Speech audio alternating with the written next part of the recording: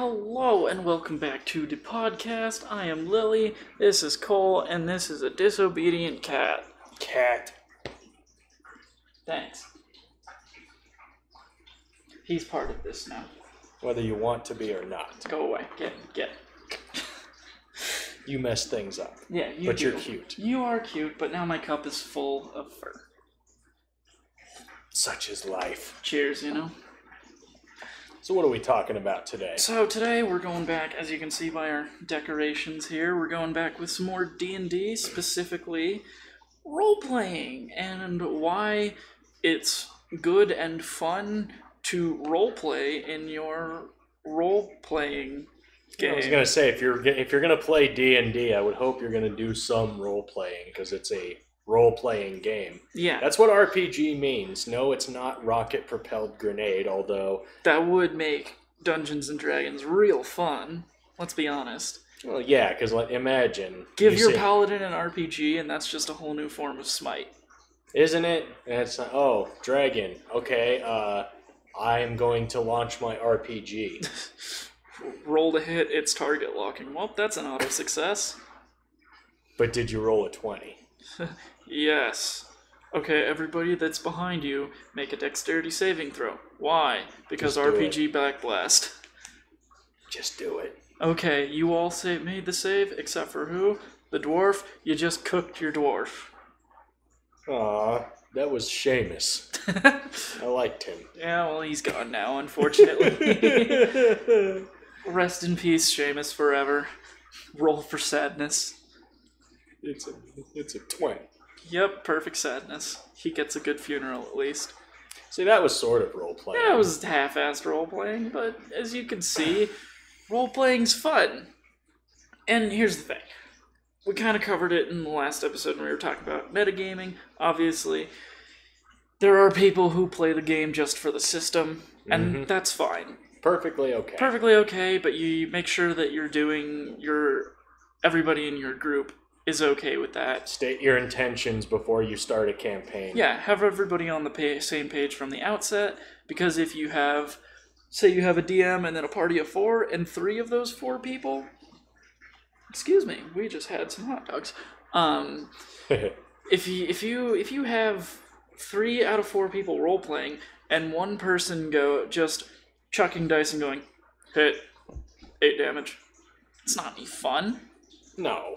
Granted, combat can go like that. Combat can't go like this, but we're playing 5e, not 4. So, and if you're playing 4, more power to you, but there is a better system out now. You are a better player than I. I wouldn't necessarily say better, you just have a higher tolerance for bullshit. And more patience. Yeah. And again, we are talking about 5th edition 5e, but role-playing is it can be applied to pretty much everything. Yeah. But for the sake of argument, 5e, D&D, just because it's kind of the biggest RPG system out there right now. It's the one we all know, mostly. Yeah, it's the easiest one to get into. If you're watching this, you're probably versed, at least slightly, in the ways of 5e. Or you're doing some really weird homebrew campaign. Which is totally fine. Yep. Or a hybrid system. Which... would you say that's kind of what my campaigns are? They're like mostly 5, but with some like 3.5 stuff mixed in. That's about everybody that's ever DM'd for me has used a system like that.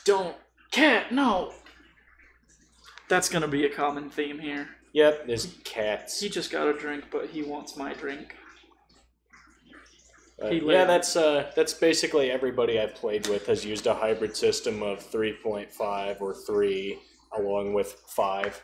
Well, because the thing about the systems in 3.5 is there was more flexibility, but like in 5, I think you do have more room for creativity and role playing. Yeah, because instead of having like those custom categories that 3.5 had, you can just be like, oh, this is your skill for, say you want to do some gnarly backflip with like stabbing and stuff, you can be like, okay, that's going to be athletics, but because you're proficient with this, sure, add your proficiency bonus. Like, systems are obviously different, but you're going to have, the way that you play characters, you're going to have more flexibility and creativity and role-playing, but it's up to you. We're using 5. That's the point of this whole That's tirade. that tangent. Yeah, that's that tangent out of the way.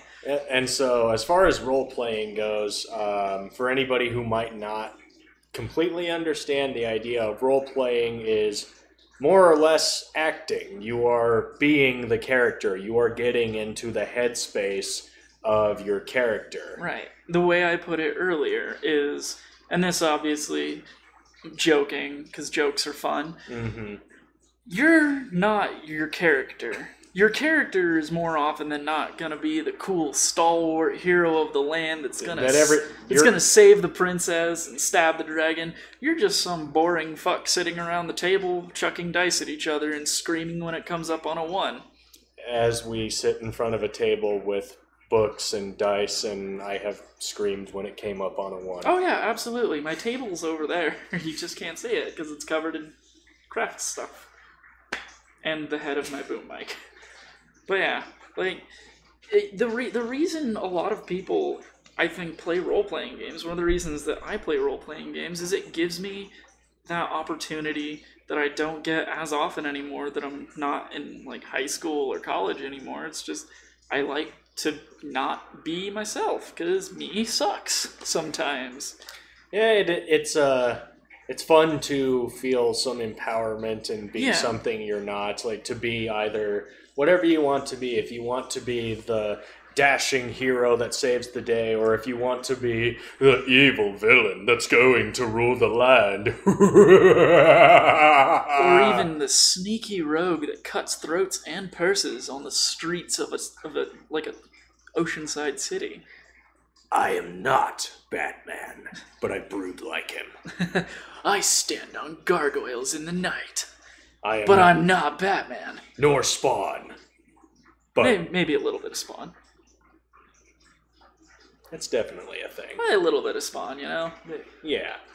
But it's fun. Isn't it fun to be something you could? And you know what? You might not even be human. You might be an elf. You might be a half elf. You might be a gargantuan orc. You might be a dragonborn. Might be a goblin. You could be a goblin. Who doesn't want to be a goblin for a little bit? Who does not want to use the word yeet unironically? That's what goblins do. They yeet. Like, here's my take on why... Oh, and I'm going to say dwarves before anyone yells at me for forgetting them. Elves and dwarves, elves and dwarves, elves and motherfucking dwarves. Hi-ho, it's off to work I go. And then Gimli comes in and cuts everybody's heads off. Yes. Because them's aren't real dwarves. No. And they sing in choruses while drinking beer. Yeah, instead of singing, I am a dwarf and I'm digging a hole. Cat! No! Don't you dare touch the camera. Cease. Thank you. So anyway... Why is role-playing important for the game, other than it being, you know... Other than the fact that it's the straight up stated to be an RPG game. Why is it important? Well, because this is purely from an ideal standpoint, I think, that... one, I think it's a lot of fun to do. Yeah, it's obviously really fun. That it's a very story-driven, character-driven game. But also, you can learn about your characters as you play them and get in their headspace and see how they change throughout the story. Or perhaps they don't change. Like, maybe they're a complex person that will go through changes as the story progresses, or perhaps they are... Maybe they're just some big motherfucker that likes hitting stuff with sticks, and at the end of the story, they like hitting stuff with sticks even more. They're flat characters that don't change, and there's nothing wrong with that. Yeah, they can just be fun. Sometimes you just want to play a big burly bastard who bashes people with stuff. And maybe he develops a slightly better connection with people. Yeah, maybe his greeting isn't just immediately hitting them. Yeah. Or maybe she was an elf princess that ended up becoming the most badass hero that ever was. Exactly. Or maybe she ended up becoming a warlock and pulling Ganon. Or maybe she ended up having to get picked out of the dragon's teeth. It's not always a happy ending. It almost rarely Characters can die. That is something, quick tangent on this, but that's something that I feel like a lot of DMs don't realize, is that if you don't make death a real looming threat, then the bottom falls out of your campaign. Because if nobody's afraid that they're gonna die at any given moment, like, they're not gonna roleplay for it. They're just gonna be like, oh, I'm just an invincible badass and I don't care what happens to my character now because there's no threat of death. And obviously don't just throw random instant kill traps at people, because that's just mean, unless you, unless they have done something to warrant this. Yeah, in which case, just kill away. But, if you're not DMing to the point where, if you're not making encounters and fights and things like that, where players aren't thinking, I am truly in danger here, then they're not going to give you any role-playing back from that. So that's from my standpoint as a DM who has killed characters, and a DM who has made fights and encounters and things like that too easy. There's absolutely been some encounters that I've made that are too easy, and it just turns into a bunch of people sitting around a table trying to figure out what they need to say to give me, not as the dungeon master, but me as a person, the information they need to just continue. Yep, and what fun is that? Yeah, and that's another thing. It's not just the player's job to roleplay, it's the DM's job to roleplay too. Yeah, that's what, because all the NPCs, non-player characters, for anyone unfamiliar with terms, they have to come from somewhere, and who's going to be doing that job? Yeah. The DM, most likely. Unless he or she brought in someone extra to do voices, yeah. Or if you're someone like me that enjoys doing voices and will say, hey, do you have any NPCs you want me to do? Which, totally fine. And, you don't even have to come up with all of your NPCs. You can just randomly generate them and just make notes of what towns they're in.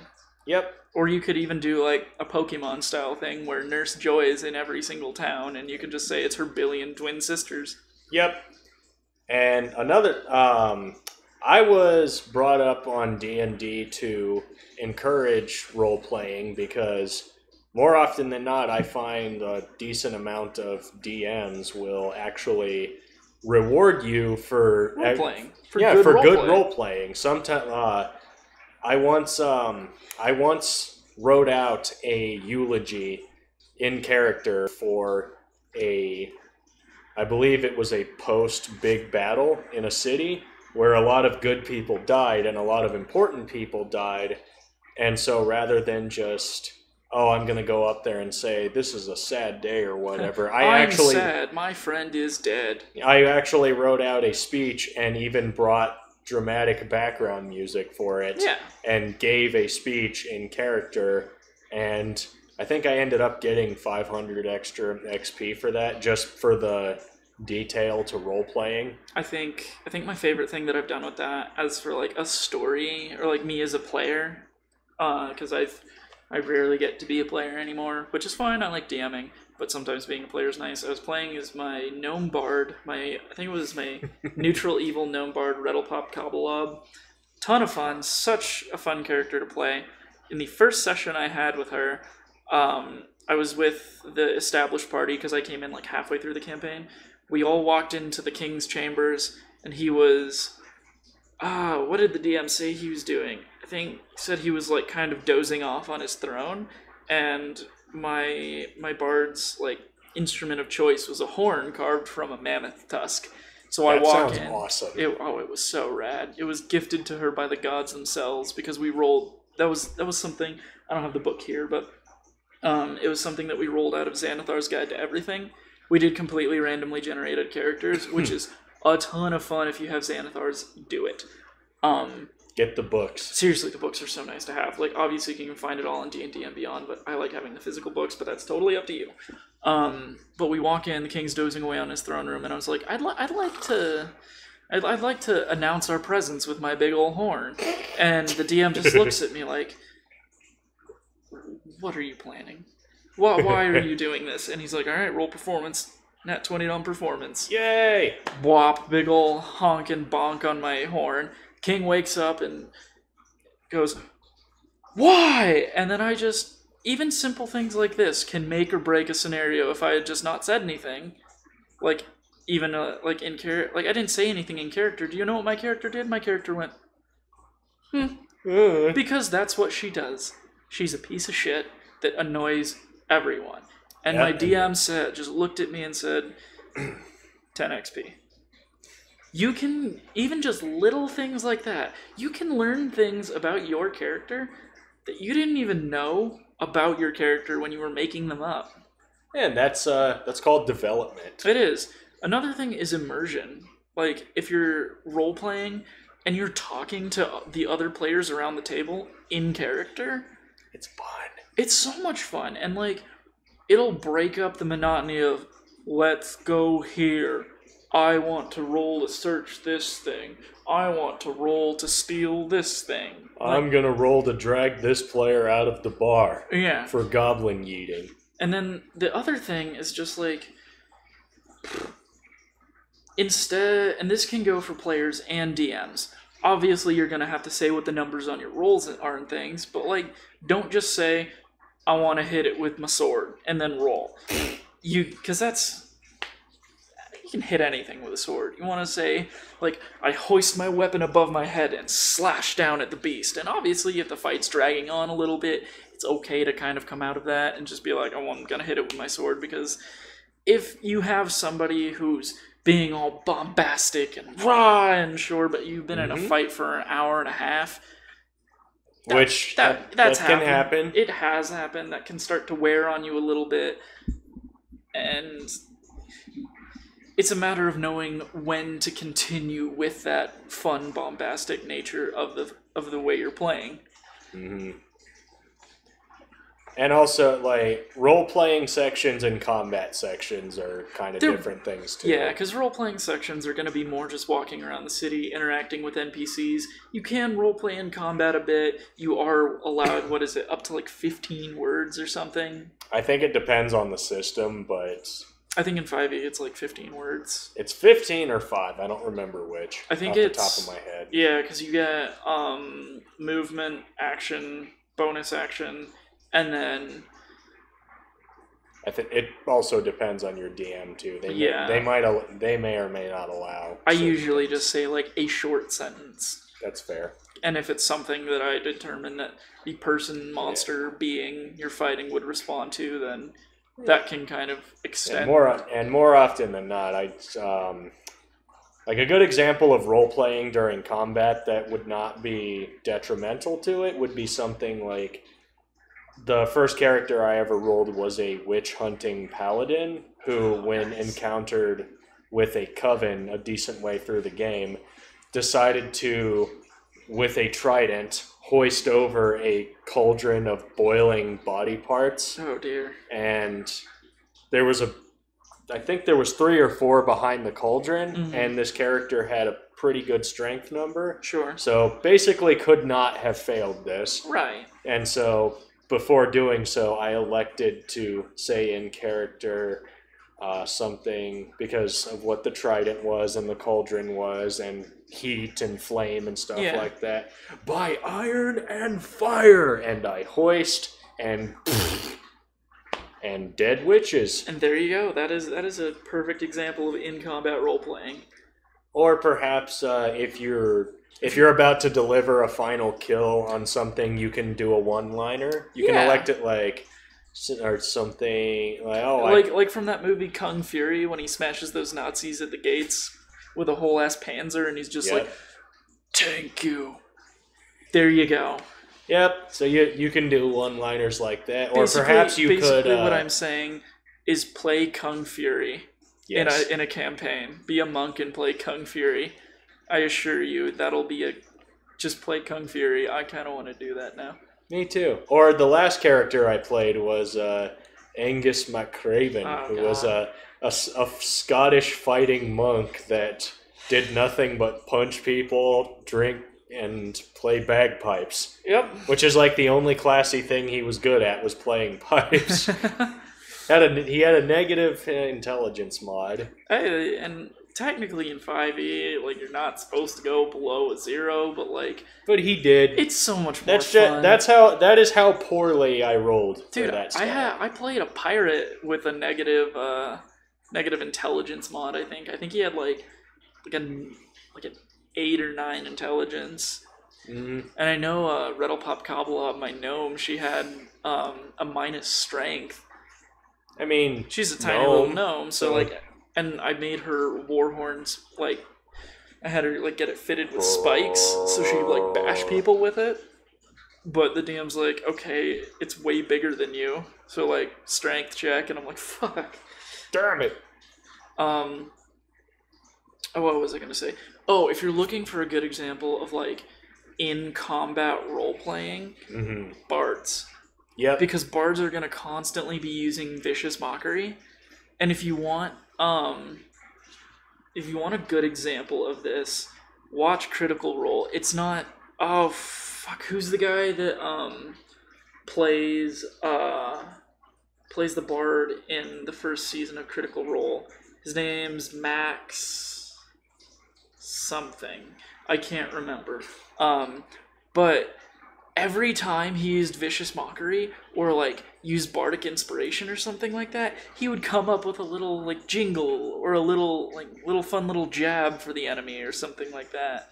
Like even if he failed the roll, like it's just being the character. It's just being a character. Like bards have a lot more room to play around with it in combat than others would because they're performing all the time because that's what bards do. Hey, you gonna die today. Exact. There you go. I want that fat owl bard. Hey, inspire you today. Yeah. Another thing that'll help with your role playing from this is my own personal experience. Obviously you're gonna want to have a session 0 with your DM to make sure everything's okay. Mm-hmm. But think about your character and how they're going to play before you even get to session 0. Yeah. And that's, I think that's a good point to bring up. Alignment, which I will say right now can be very finicky. Alignment's kind of a bullshit system, technically, because there's only 9 different alignments.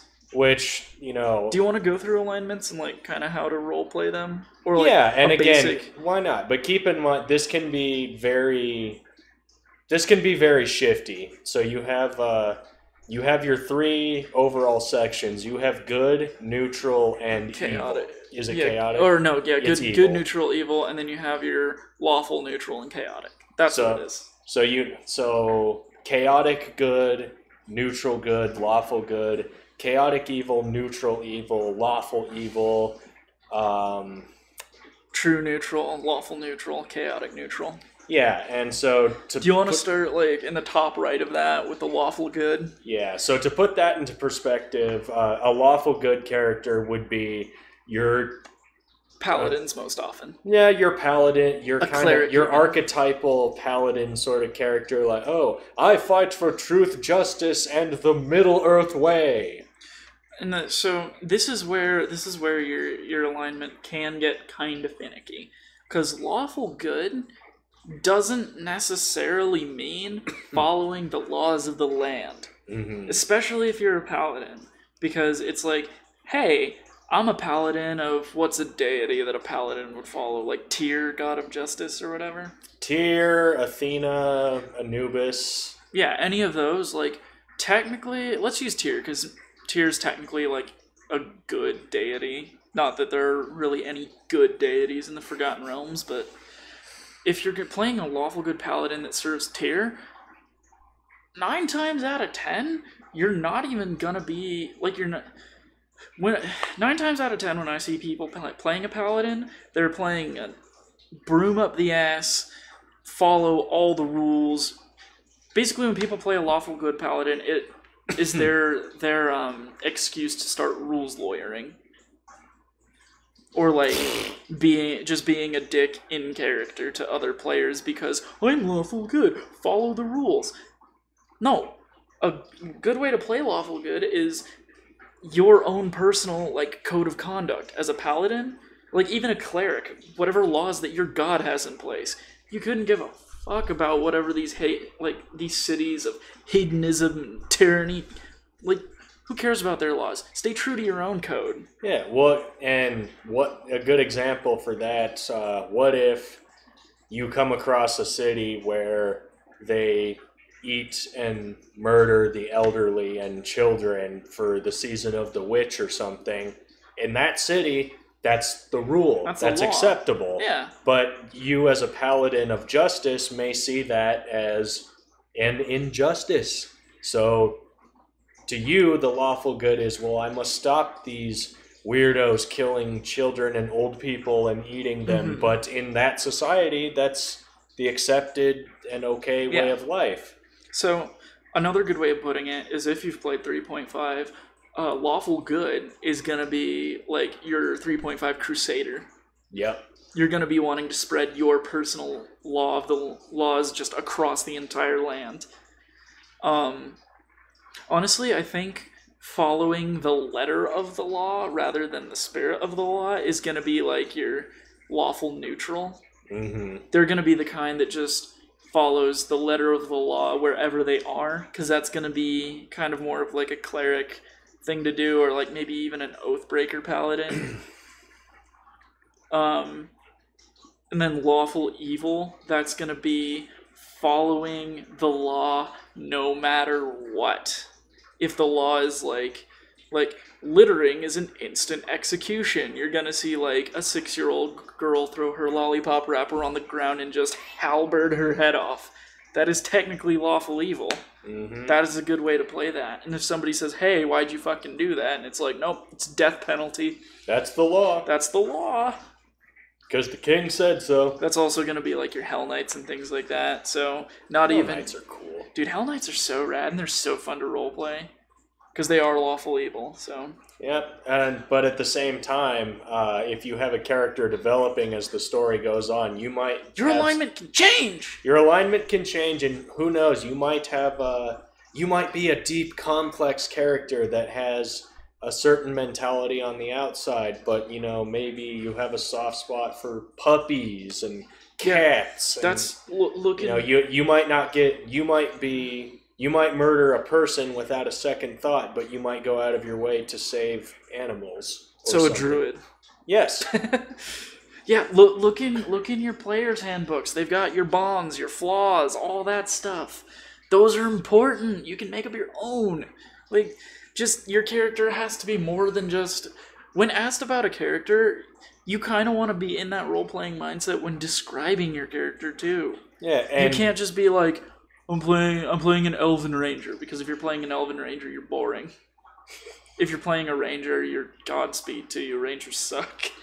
It's a very hard, very trying class to play. Oh god! And what did Joe Cat say about it in his crap guide to D&D? Who's like for a Ranger, he's like, just play a fighter with a bow. It's way better. Yeah, pretty much.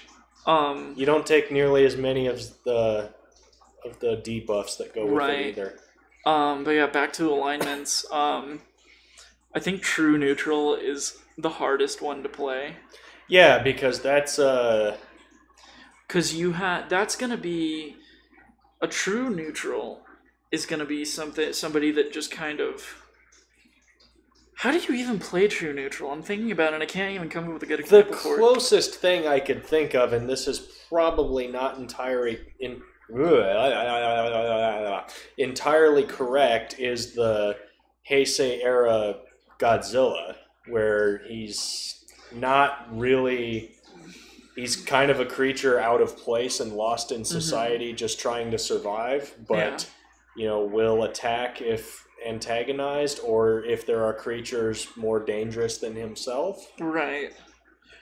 Actually, come to think of it, a good way of thinking about a true neutral is almost Zeke from one of the campaigns that we were playing, because it's like, like, he doesn't go... He's an assassin, but he doesn't go out of his way to kill just whoever. He waits until somebody pays him. It's not that he wants to kill people. Either if someone paid him to do it, or if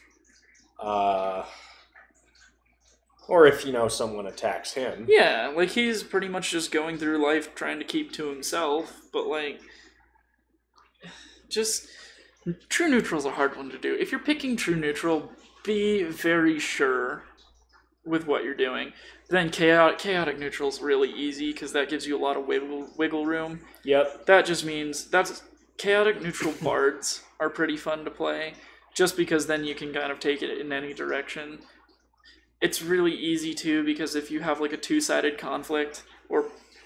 What's a one-sided conflict? That would be an internal conflict, I guess. That's struggling with yourself. Yeah, but brooding. If you have, like, that conflict, you can choose who to side with, and that's where it comes into your DM to kind of decide what your alignment is.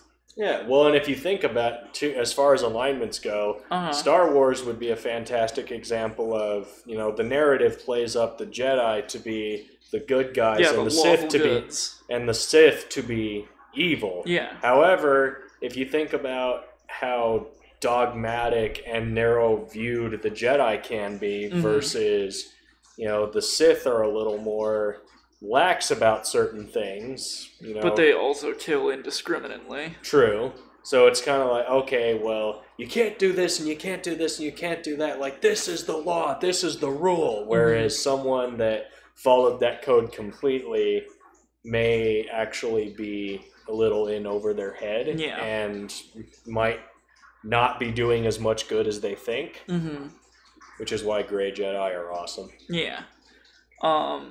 Don't hate me, I have opinions. You're allowed to have opinions.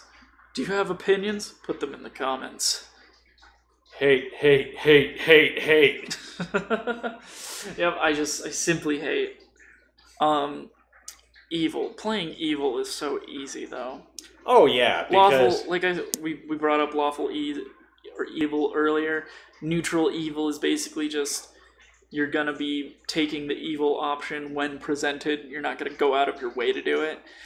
Chaotic evil is just being a bastard because you can. I will destroy everything because I can. Carnage is chaotic evil. That's when your wizard walks up to you and is like, "Hey, did you steal my spell book?" Holding it out to him, saying no, and stabbing him in the back when he turns around. That's chaotic evil. You just one day decided, you know what? I don't like this place. I cast Earthquake. Just because I can. Instead of leaving the city, you just destroy it. Or you decide... I don't like this tavern. I cast Fireball. You realize that you're in an enclosed space. I didn't ask... Made of wood. I didn't ask where I was. I said I cast Fireball. Yeah, you realize your party is within range. I didn't ask where my party was. I said I cast Fireball. Chaotic evil would be your stereotypical antagonist that I want to rule the land and destroy everything simply because I can. Yeah, that's going to be your Heath Ledger's Joker, your Flash Gordon's Ming the Merciless. Your Marvel's Carnage. Yeah. Chaos for the sake of chaos. He's a different level of chaotic evil, though. Oh, yeah, that is a whole other thing. But yeah, that's a big part of alignment is just... Or role-playing is knowing your alignment and knowing how to play that alignment. Yeah, and also knowing that... It can change. It can change. I made that mistake. My first campaign was, okay, this is my character's mindset and alignment, and I have to stick to that. Right. Which also kind of resulted in no character development. Don't stick to an alignment. Stick to your character's personal set of morals. Which is what I did not do, and it ended up, in a nutshell, that character died. Imagine that. Not in a very fun way either. It was so... oh my god, I have to be this alignment, and then when that alignment was broken, ended up doing dumb stuff, and then got barbecued by was it a blue dragon that uses lightning? Yes. I can't remember off the top of my head. Me either, but either got barbecued by one of those. Yeah. And was like charred beyond coming back. Sure. Well, the thing about it is, had I known better, I would have played that character differently. They probably would have survived and may not have been such a vindictive, narrow-minded POS. Yeah. We are consulting the manual. Just because, blue dragons have lightning breath. Yep, it was he got charred thoroughly by a blue dragon. Get the books. And if you're wondering, yes, there is a resemblance between cacodemons and beholders. The beholders. It's a Doom reference. The only difference is that cacodemons can be put in their place with a swift shotgun blast to the face. A beholder will just ruin your day. Don't engage a beholder if you can help it. A beholder's just gonna ruin your day. If you're anything below level 20, a beholder's gonna ruin your day. And again, in a world where beholders exist, life is terrible enough already. Don't add to it. You're gonna die, most likely. It's fine. It's okay. And, something that I made mistakes with in the beginning is knowing what your character would do versus what you would do. You as a person and your character, unless you're basing this character off yourself, that's a different story. Yeah. Which a lot of people do that, and in which I case, empathize. Yeah. Because, maybe you want to be like yourself. Self-insert fan fiction. Or perhaps maybe you're like, you know what, I would normally be someone on the good side. I'm going to be evil. I'm going to be the baddest motherfucker in the world. So in that case, there's times where I would say, like, okay, well, I would do this, but what would my character do? A good example of that is, well, not even a good example, just, this is a good exercise in metagaming. What does my character know that they can do right now? What information do they have so that they can react to the situation with what they know? Versus what you as a player know. Yeah. And that's another way the dice come in handy, is like, it's like, sure, my character's the swiftest elf in the land, but if the dice dictate otherwise, everything makes mistakes. Mm-hmm. Like, especially if somebody says, hey, roll a dex save for me. If you have that split second to decide that, you can't argue the dice when it comes up on a 2. Like, if the DM says your character slips, falls, and gets hit and then head with a rock, like, you can't be like, oh, well, no, because they're too good for that. Well, no, like... Well, no, if they asked you, if you elected to make the throw, or if they told you to make the save... Right. That means that something that your character couldn't have predicted came up, so they're going to be reacting to it as best they can.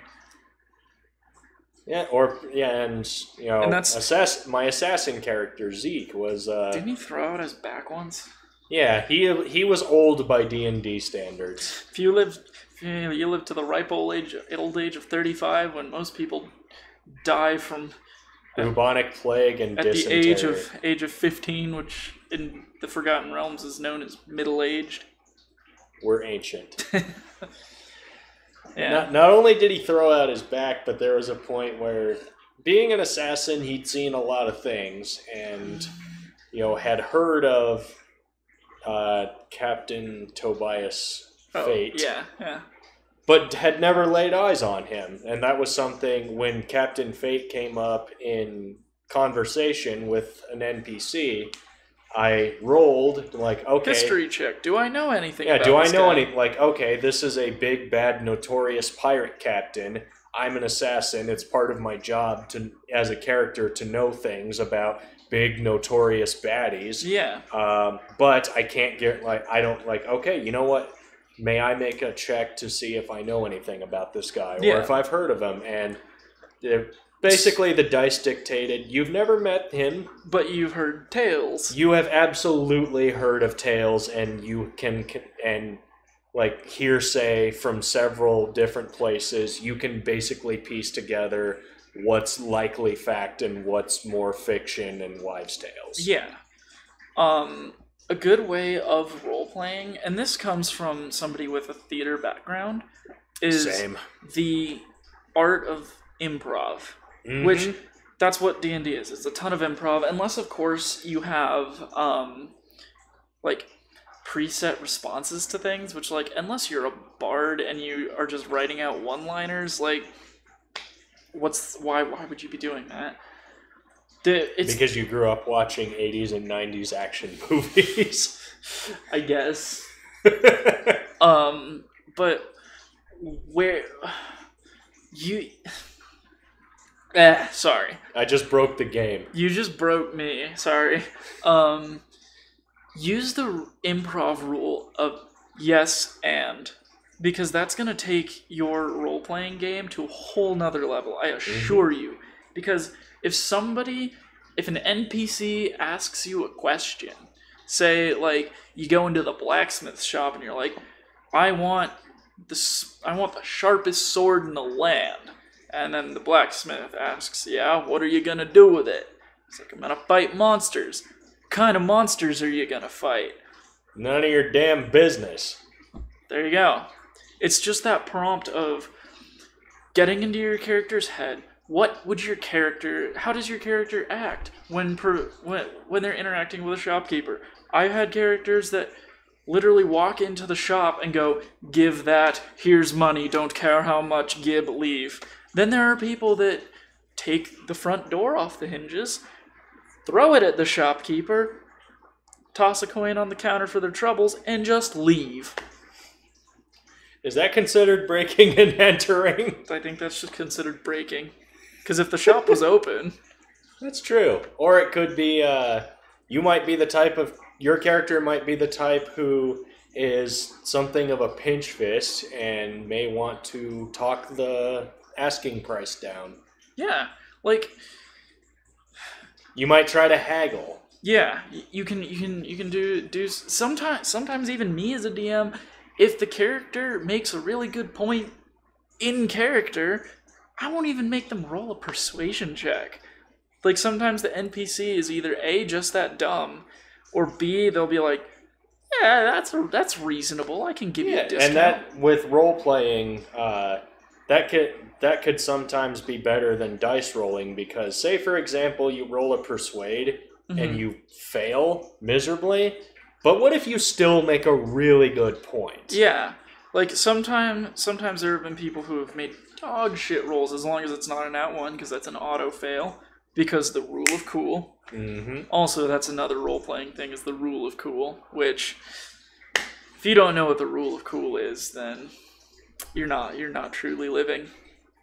I don't know it. You don't know the rule of cool? I don't know. So, if your DM doesn't use the rule of cool, then... Enlighten us. Stop playing with that DM. So the rule of cool is you are allowed to bend the natural laws of the world a little bit if something's really cool.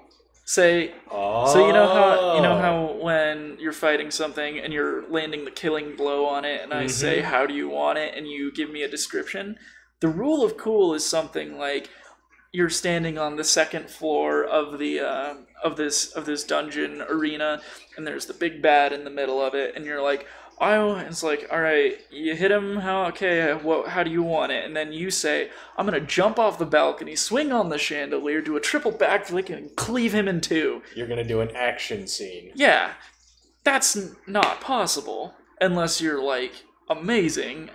But the rule of cool dictates, yeah, you know what? That is cool. You can break some rules for a minute.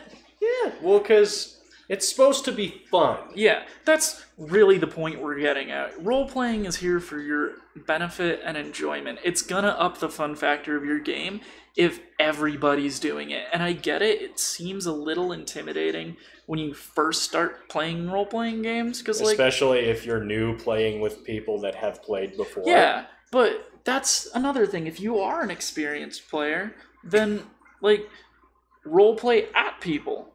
It'll help get them into the mood. Like, when we were playing our last session with Zach and his girlfriend, his girlfriend had never played, and she's more of a stage manager than an actor. Zach's an actor, so he got right into it. Oh, he went right into it. Yeah, which is great. His girlfriend's more I'm amazed he survived that first encounter that we're not going to mention here because it's definitely it's something. It's a not safe for work conversation. That is something for sure. Maybe later, but his girlfriend's not.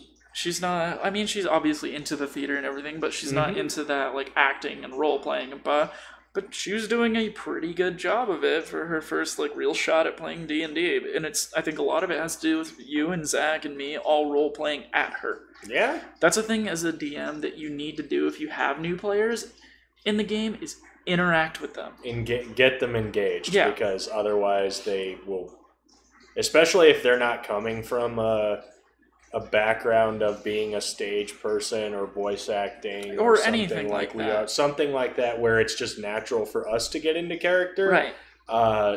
They may not do it. Yeah. In fact, I can almost guarantee they won't. Yeah, if they're going to being be engaged. like, I've done this. I've been guilty of this in the past. I've seen people do it countless times. I'm gonna say this to an NPC, and it's like, okay, say it. And they're like, and it's like, no, you did. You as a person said that your character didn't. So right now you're just standing staring at an NPC, and like it takes like don't be a dick about it. Obviously, just be like, okay, go ahead and say that. Like you're allowed to say that. Yeah.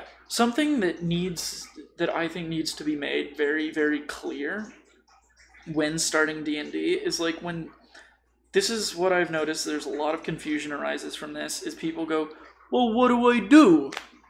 What would your character do? Well, is the question you should be asking. It's not even that. It's just like when people ask, "Oh, what do I do in D&D? Like, how do I play it?" And it's like, do whatever you want. It's a blank canvas. Well, it's not a blank canvas. It's a canvas that the DM has painted a big field on and set you dumbasses loose to go murder hoboing.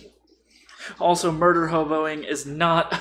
That is not role playing. Not role playing. That's just that is Grand Theft Auto rampaging. Grand Theft Horse.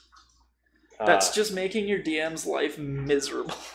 Unless that's the point of your campaign, is to just cause as much bloodshed and misery as possible. Hey, evil campaigns are a ton of fun. I have yet to play one. We'll do one sometime, if we ever are allowed to go outside and hang out with more than 2 people at a time.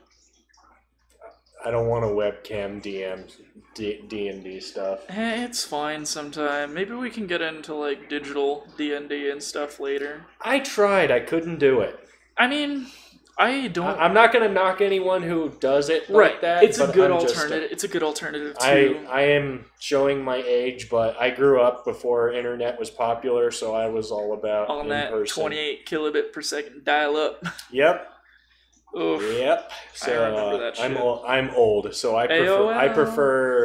I prefer dice and books and actually sitting with people and doing the thing. I sat down and learned how to use Tabletop Simulator on my computer, and I still prefer pen and paper. Yeah.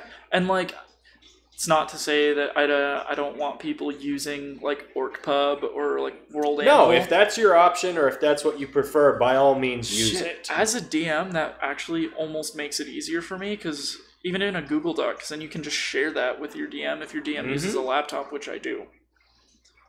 Oh, it definitely has its advantages. There's pros and cons to both, but... Yeah, we might get into that in a different episode. We're not going to do D&D for every episode. It's just easy to talk about right now because we've been itching to roll some dice. I want dice. Oh, you've got plenty of dice. There's just no one to roll them with. I agree. I want to be a drunken fighting Scotsman and talk about like, did you see me? I punched that guy and his head popped off. I think you just want to punch Zach's cleric again. Did I do that? You did. You rolled a nat 1. Oh, that's right. I completely failed, missed the zombie, and punched him. Yep. Oh, God. And so, yes, that can happen, where it can. You fail so miserably that not only do you not do the thing you wanted to do, you damage anyone in the near vicinity. And no, the sad thing is my Scotsman was not yet drunk. Yep, the city had run out of ale, or his specific bar had run out of his ale. Yep. Oh, and that's something he is fighting for what he views as a good cause. Right. For everyone to have access to alcohol. Which, if that's your set of ideals, play into that. And that's exactly, he's like, what? There's no way to make beer. Well, this is an injustice, and I will not stand for it. I'm going to fight, because everyone should have the right to drink if they so well please. And then he played Amazing Grace on the pipes. He did. He made such an impact with that it boosted the morale of the tiny town they were in. He was dumb and not at all charismatic, but that boy could play pipes. Yeah, I mean, he's the one maybe charming artistic thing that he was good at. He's currently carrying around a book called How to Speak Common Good. Yes, because he's a drinking, fighting man, not a thinking man. He's kind of lowbrow, but he's a lot of fun. So this is your doing, Angus. I'll turn your groin to pudding. Oh, you speak like a poet, but you punch like one too. And hey, you know what? If we ever are allowed to do sessions again, if y'all want to see us play dumb characters, I might just start streaming them. I would do it. I would love to stream a session with Angus. Dude, I would just love to play D&D again. Yeah, that too. You know? Ambitions. Yeah. Yeah, everybody stay the fuck at home for a while so we can play D&D again. Stay safe so we can get together for more D&D games. Yeah, honestly. Or play online if that's your thing. If that's your jam, preference. Yeah, I can't. We don't judge how you play D&D as long as you're playing some D&D. And having fun doing it. Mm-hmm. That's really what we're doing. We're here to spread the nerdly ways. The way.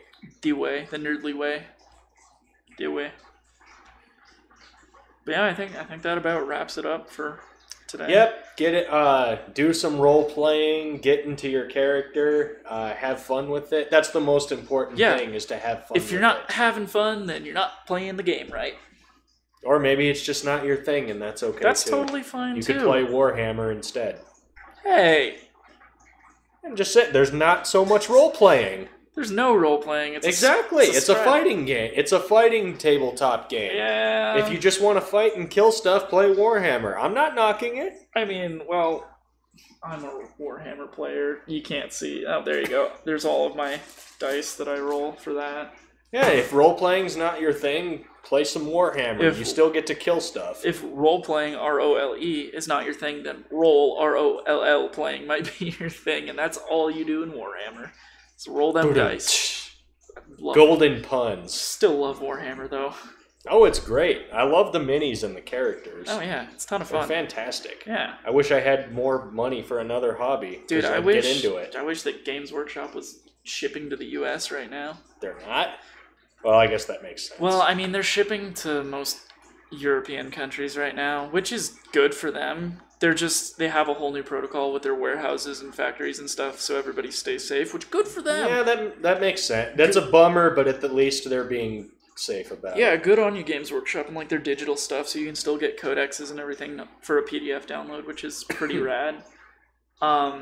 Yay, technology. Yeah, good on you, Games Workshop. Appreciate you. Also, good on you, Wizards of the Coast, because you've been around. Fun fact of the episode.